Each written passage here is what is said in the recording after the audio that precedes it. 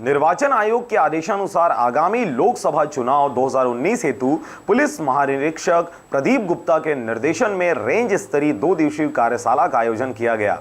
जल संसाधन विभाग के परिसर में स्थित प्रार्थना सभा भवन में आयोजित इस कार्यशाला के प्रथम चरण में रेंज स्तरीय कार्यशाला में बिलासपुर, रायगढ़, जांजगीर चांपा, मुंगेली एवं कोरबा जिले के पुलिस अधिकारी शामिल हुए। इसके साथ ही पुलिस महानिरीक्षक प्रदीप गुप्ता द्वारा रेंज से आए हुए पुलिस अधिकारियों को प्रशिक्षण का महत्व बताया गया।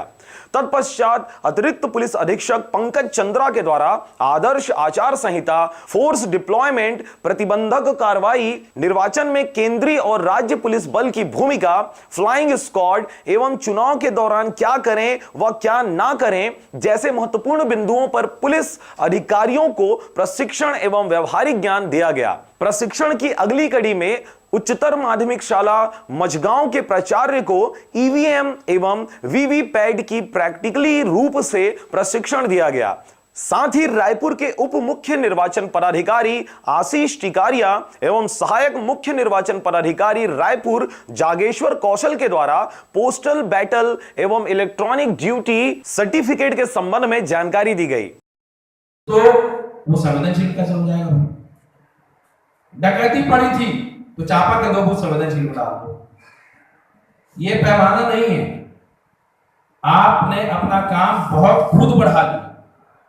यदि आप पैमाना नहीं जानते हैं तो वो जो कमेटी है जो क्रिटिकल बूथों का निर्धारण के लिए, उसका सहयोग लें।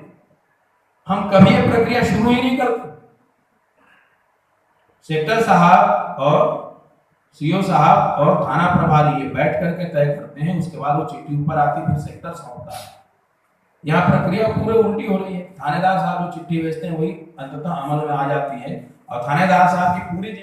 इस कार्यशाला में बिलासपुर रेंज के उच्च अधिकारियों सहित रेंज के 9 उप पुलिस अधीक्षक, 44 निरीक्षक, 21 उप निरीक्षक तथा 5 सहायक उप निरीक्षक स्तर के अधिकारियों ने इस कार्यशाला में प्रशिक्षण प्राप्त किया। बिलासपुर से विनोद बघेल के साथ ब्यूरो रिपोर्ट, आरजे रमजान।